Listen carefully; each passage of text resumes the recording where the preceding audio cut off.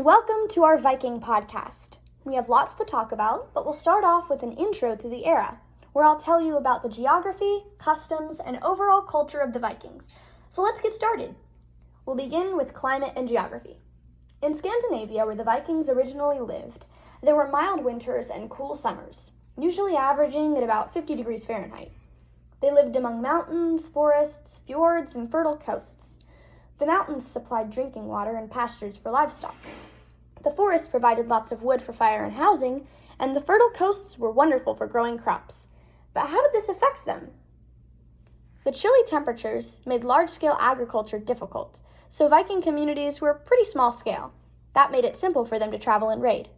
And because of rivers where they dwelled, the Vikings created the longship, a ship that didn't go deep below the water's surface, making it easy for sailing in shallow waters, something they had a surplus of. Now let's move on to ethnography, or customs and traditions. These are some things you may not know about the Vikings, things that made them, them. Number 1, Vikings buried their dead in boats because they believed that warriors could be more easily taken to the afterlife, or Valhalla, through smooth sailing. Number 2, Vikings skied. It was a hobby of many Vikings, as well as an efficient way to travel, hunt, and entertain others in the community. Number 3, they were actually very hygienic. They bathed at least once per week, which was pretty good considering the usual habits of that time.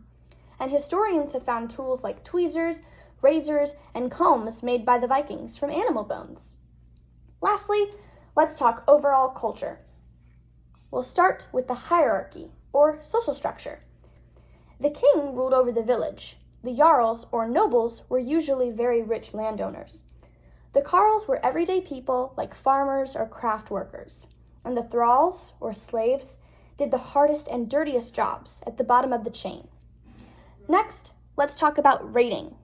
The Vikings mainly raided churches because they held lots of expensive things that could be sold or traded. Lastly, I'm going to tell you about exploring. In the west, they discovered Iceland, Greenland, Vinland, and Canada. In the east, they went as far as the Black Sea. And in the south, they traveled to Ireland and France. This is where they mostly did their raiding. Now, that's it for our intro. Let's move on to our next section. The home life of Vikings was a hard one. Although stories tell of Vikings as massive, indestructible warriors, many Vikings lived by farming, hunting, and fishing. They were also somewhat skilled craftsmen. The whole family tended to the farm, and most houses were only one room, although they were long rooms with a decent amount of space. The common name for Viking homes was longhouses. Houses were built with different materials depending on where you lived. In Norway, homes were usually built from wood and mud. Roofs were layered with grass or thatched with reeds and branches, while in Scotland, not as much wood was available, so houses were often built from stone. There were no windows in houses, and Vikings used hanging lamps made from stone with a wick and oil inside to provide light. In the winter, animals often slept inside to stay warm. Viking societies hosted things every year. Things were local assemblies free Vikings could attend and speak in. Men usually went to represent their families. They discussed political matters and passed laws. If laws were broken, they would decide on punishments. Things were important times in Viking societies and helped to keep the peace. Men took the usual roles in Viking society. They spent most of their time farming and fishing. Fishing was very important as fish was mainly what Vikings ate, and Viking villages were often near the sea. Although fish was their main diet, Vikings also grew wheat to make bread and beer. They raised many animals as well, including sheep, pigs, and cattle. In the summer months, Viking men would sail in their longships and raid settlements, mostly monasteries and churches, where goods were plenty and there was often no guards to defend them. Women would sometimes join them on these journeys, and these women were called shield maidens. They dressed like men and learned swordplay and other fighting skills. Some historians recorded over 300 shield maidens in certain battles. Mostly, though, they stayed at home and looked after the household. Girls were married young, at the age of 12 to 15. However, women in Viking society enjoyed more rights than the average woman. Families negotiated the marriages, but the bride did have a say in these negotiations. Women could initiate a divorce and reclaim their dowries during the divorce. Women could also own property. If her husband died, a woman could take up the role of managing the family business. although most women's lives centered around cooking, cleaning, and raising children. Most Viking burials were reflected by gender. Men were buried with weapons and sometimes ships, while women were buried with household items and jewelry. Many women were buried with sets of keys, symbolizing their roles in the household. Children's lives weren't too different from adults. They were put to work from a young age, often helping their parents with indoor tasks such as looking after the fireplace and making food. Sometimes they would help look after their animals, work in the fields, or gather firewood and fruit in the woods.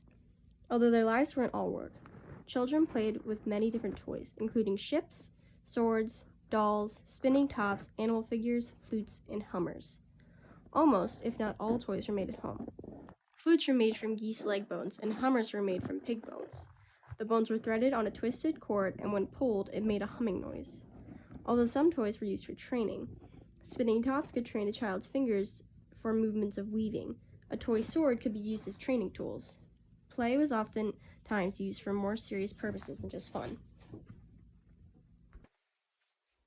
Viking religion was a branch of Germanic religion, or the pagan and polytheistic Old Norse religion. Their religion can be traced back to about 500 BCE in what is now Denmark.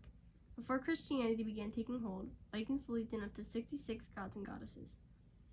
The main gods of these were Odin, Thor, and Freya. Odin was the Allfather, god of knowledge, who had 2 crows that would fly across the 7 realms, gathering information for him. Thor was the god of lightning, who had a magical hammer that was made for him by the dwarves. I cannot pronounce it, so I will spell it. Mjolnir. Lastly, Frey, god of fertility, and peace and good weather. The story of how the realms and the gods came to be is a complicated one. In Gigangap, the abyss, 2 realms fought for space, and ice and fire would clash. This created water droplets that dripped and became an icy realm where the giant Ymir was born. Ymir was equally male and female, and while the giants slept, a man and woman were born of the sweat of his left armpit. Another man was born of his legs. Other giants were also born of Ymir by similar ways. Audhumla was a cow who was born of the melting ice at the beginning of the universe. To stay alive, the cow licked an ice block, which eventually uncovered a giant. The giant's name was Biri. He had a son called Bor, who married Bessel. Bor and Bessel had 3 children, Odin, Vili, and Ve. Odin and his brothers killed Ymir and brought his corpse to Gingangap. They made the earth of his flesh, the sea from his blood, the mountains and stone from his bones and teeth, the heavens from his skull, and the clouds from his brains. His blood was in such great quantity, it killed almost all the other ice giants.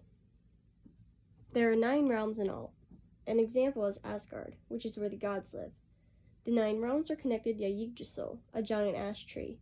This tree is said to be the source of new life after Doomsday, or Ragnarok, the final war of the gods, where many of them are killed. In many cases, the gods were killed by the sons of Loki, a shapeshifter and the god of mischief. Our last segment on today's podcast will be an interview with Ingrid, a Viking village woman. Hello. So Ingrid, we've already heard about your home life. Can you tell us some interesting facts about yourself and your fellow Vikings? Of course. You know those horned helmets Vikings are always portrayed wearing in battle? Well, no Vikings actually wore those. They'd be inconvenient at the least on the battlefield. Interesting. Tell me more. Considering how we Vikings are always at war, you'd think we'd be smelly people. That's not the case. Vikings are actually very clean people. We use razors, combs, tweezers, and we bathe once a week. That's true. Excavations of Viking sites have turned up all 3 of those items. And clean freaks though you were, you have no reservations in harnessing the power of human waste, correct? That's true. For our fires, we'll gather a fungus called torchwood and boil it in urine for several days. After that, we'll pound it into a texture that's kind of like felt. The sodium nitrate in the urine lets the fire smolder instead of burn, right? Sure. Anything else you can tell me before we wrap up? Well, our culture portrays blonde people as beautiful. Sometimes Vikings with hair color other than blonde will use soap with a high lye content to bleach their hair, and sometimes their beards. Usually only the men do this. This also helps us with a far more rambunctious and itchy problem, head lice. On that lovely note, it's time to end this podcast. Thank you, Ingrid, and goodbye. You're welcome. Goodbye.